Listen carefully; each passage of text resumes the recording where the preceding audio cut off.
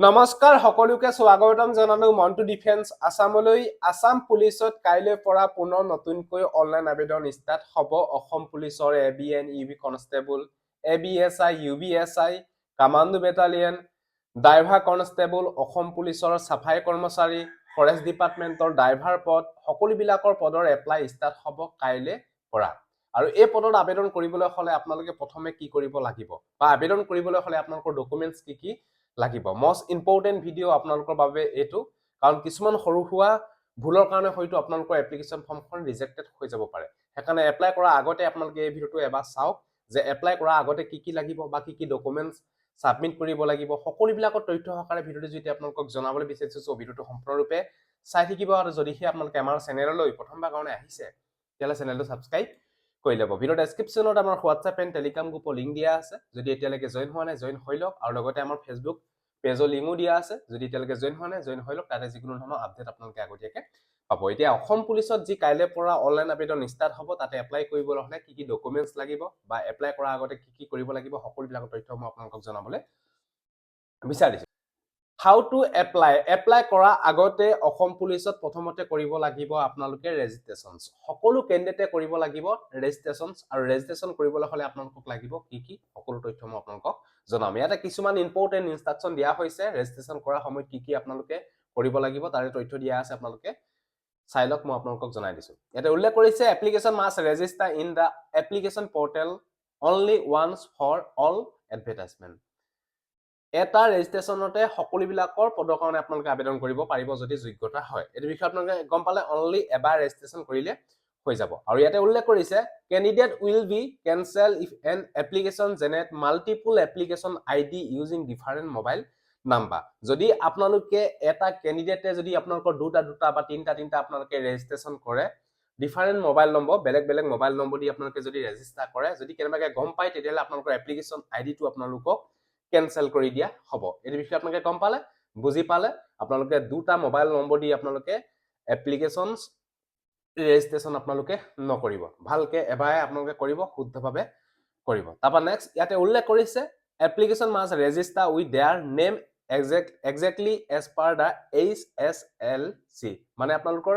registration কৰোতে আপোনালোকৰ মেট্ৰিকৰ ডিটেইলছ বিলাক আপোনালোকে দিব ফাদাৰ নেম মাদাৰ নেম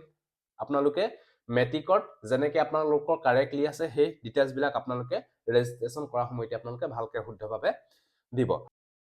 আৰু লগতে এখিনিতে আপোনালোকক জনাই থওঁ যে কাইলৈ পৰাটো অসম পুলিচত এপ্লাই ষ্টাৰ্ট হ'বই তাৰ বাবে এতিয়া পৰাই ভালকে ৰিটেন এক্সামৰ বাবে প্ৰস্তুতি চলাব লাগিব অসমীয়া আৰু ইংৰাজী মাধ্যমৰ প্ৰস্তুতিৰ বাবে এটা বেষ্ট এপ্লিকেশন লৈ আহিছে এটো নাম হৈছে পৰীক্ষা মিত্ৰ আসাম গুগল প্লে ষ্টৰটো ওপেন কৰিব ওপেন কৰি সাৰ্চ কৰিব পৰীক্ষা মিত্ৰ আসাম এপটো ডাউনলোড কৰি ওপেন অপচনটোত ক্লিক কৰি নিজৰ ৰেজিষ্টাৰ মোবাইল দি ৰেজিষ্টাৰ কৰি ভেৰিফাই কৰি লব ভেৰিফাই কৰাৰ লগে লগে এপ্লিকেশনটো খোল খাই যাব ইয়াতে আপোনালোকে দেখিছে আপকামিং কোৰ্স ইয়াতে আপোনালোকে দেখিছে অসম পুলিচৰ বাবে এটা নতুনকৈ বেষ্ট লঞ্চ কৰা হৈছে ইয়াতে আপোনালোকে দেখিছে 899 কিন্তু ডিসকাউন্ট চলি আছে 799 তে আপোনালোকে এই কোৰ্সটো আপোনালোকে পাব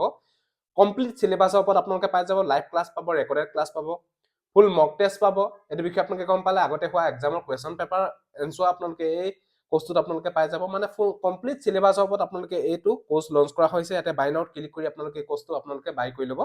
পাৰিব আৰু লগতে ইতিমধ্যে অসম পুলিচত যি সকল ক্যান্ডিডেট এবাৰ সিলেক্টেড হৈছে তাৰে ভিতৰত বহু সংখ্যক ক্যান্ডিডেট এই এপটো মাধ্যমত পঢ়ি সিলেক্টেড হ'বলৈ সক্ষম হৈছে ইয়াতে আপোনালোকে দেখিছে এচিভাৰ্স ইয়াতে ক্লিক কৰি আপোনালোকে ইয়াতে চাব কিমান ক্যান্ডিডেট সিলেক্টেড হৈছে কি পদত সিলেক্টেড হৈছে আপোনালোকে ইয়াতো আপোনালোকে ধুনিয়াকে চেক কৰিব পাৰিব ইয়াতে আপোনালোকে ধুনিয়াকে চাওক Pinku Das Assam police UB selected হৈছে ৰূপম কাট Hazarika Assam police UB selected হৈছে ইয়াতে আপোনালোকে চাওক মনজ্যোতি মেলি ইয়াতে অসম পুলিচৰ গেট সিলেক্টেড হৈছে ডিম্পল মৰাণ অসম পুলিচৰ ইউবি সিলেক্টেড হৈছে মানে বহু ক্যান্ডিডেট ইতিমধ্যে সিলেক্টেড হৈছে এই এপৰ মাধ্যমত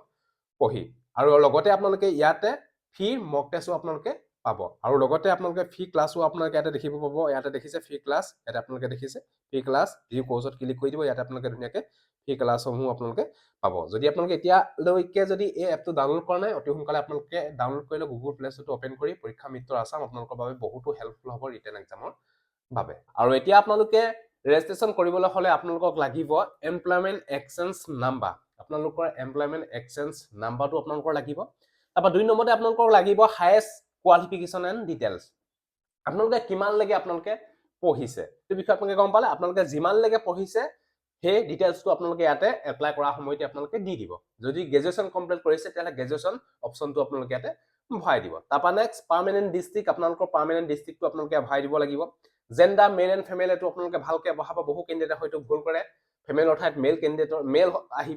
আহে এপ্লিকেশ্যন ফৰ্মখন সেইকাৰণে আপোনালোকে পৰাপক্ষত জেণ্ডাৰটো আপোনালোকে ভালকৈ সিলেক্ট কৰিব তাৰপৰা কাষ্টটো সিলেক্ট কৰি ল'ব কাষ্ট আপোনালোকে কি হয় সেই কাষ্টটো আপোনালোকে সিলেক্ট কৰি ল'ব তাৰপৰা ডেট অফ বাৰ্থটো ভালকৈ শুদ্ধভাৱে আপোনালোকে দিব মেট্ৰিকত যেনেকৈ আপোনালোকৰ ডেট অফ বাৰ্থটো আছে ঠিক তেনেকৈ ধৰণেকৈ ডেট অফ বাৰ্থটো আপোনালোকে তাতে ৰেজিষ্ট্ৰেশ্যন কৰাৰ সময়তে আপোনালোকে বহাব লাগিব তাৰপিছত আপোনালোকে আধাৰ নাম্বাৰ আপোনালোকে বহাব লাগিব আধাৰ নাম্বাৰটো শুদ্ধভাৱে আপোনালোকে বহাব বহোৱাৰ পিছত আপোনালোকে আফটাৰ ছাকচেছফুল ৰেজিষ্ট্ৰেশ্যনত আপোনালোকে ক্লিক কৰিব ক্লিক কৰি দিয়াৰ পিছতে আপোনালোকৰ এটা এপ্লিকেশ্যন আইডি বনিব সেই এপ্লিকেশ্যন আইডি দি আপোনালোকে এপ্লাই কৰিব পাৰিব অসম পুলিচত এপ্লাই আফটাৰ লগইন আপোনালোকে যেতিয়া আপোনালোকে লগইন কৰিব আপোনালোকে ৰেজিষ্ট্ৰেশ্যন কৰিছিলে ৰেজিষ্ট্ৰেশ্যন কৰাৰ পিছত আপোনালোকে আফটাৰ লগইন কৰিব লগইন কৰাৰ পিছত আপোনালোকে apply for the relevant advertisement আপোনালোকে কোনটো পদৰ কাৰণে আপোনালোকে এপ্লাই কৰে সেই পদতে আপোনালোকে চইচত আপোনালোকে ক্লিক কৰি দিব ক্লিক কৰি দিয়াৰ লগে লগে আপোনালোকে সিলেক্ট পোষ্ট প্ৰিফাৰেন্স আপোনালোকে দিব লাগিব fill in the personal details photo upload আপোনালোকে কৰিব লাগিব সিগনেচাৰ আপোনালোকে আপলোড কৰিব লাগিব এবাৰ কৰিলে হৈ যাব সকলো পদৰ কাৰণে আপোনালোকে এবাৰ কৰিলে হৈ যাব অটোমেটিকলি সকলো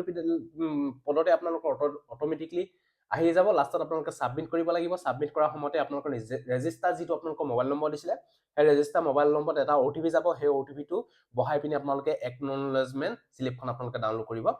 পাৰিব একাডেমি ডিটেইলছও আপোনালোকে ইয়াতে ফিল আপ কৰিব লাগিব ইয়াতে ডকুমেণ্টছ এটা মেইন ইম্পৰ্টেণ্ট হৈছে ডকুমেণ্টছ কি লাগিব এই পদৰ কাৰণে আবেদন কৰিবলৈ ইয়াতে উল্লেখ কৰিছে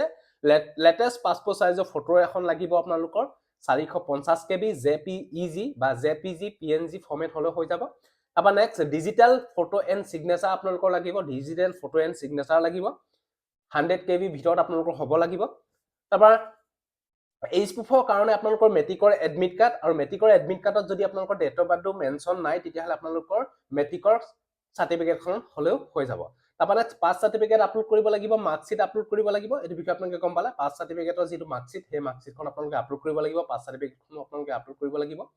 তাৰপৰা নেক্সট আপোনালোকৰ এমপ্লয়মেণ্ট এক্সচেঞ্জ ৰেজিষ্ট্ৰেশ্যন কাৰ্ডখনো আপোনালোকে আপলোড কৰিব লাগিব আৰু লগতে কাষ্ট চাৰ্টিফিকেট যদি আপোনালোকে OBC MOBC বা SC ST হয় তেতিয়াহ'লে আপোনালোকে কাষ্ট চাৰ্টিফিকেটখন আপোনালোকে আপলোড কৰিব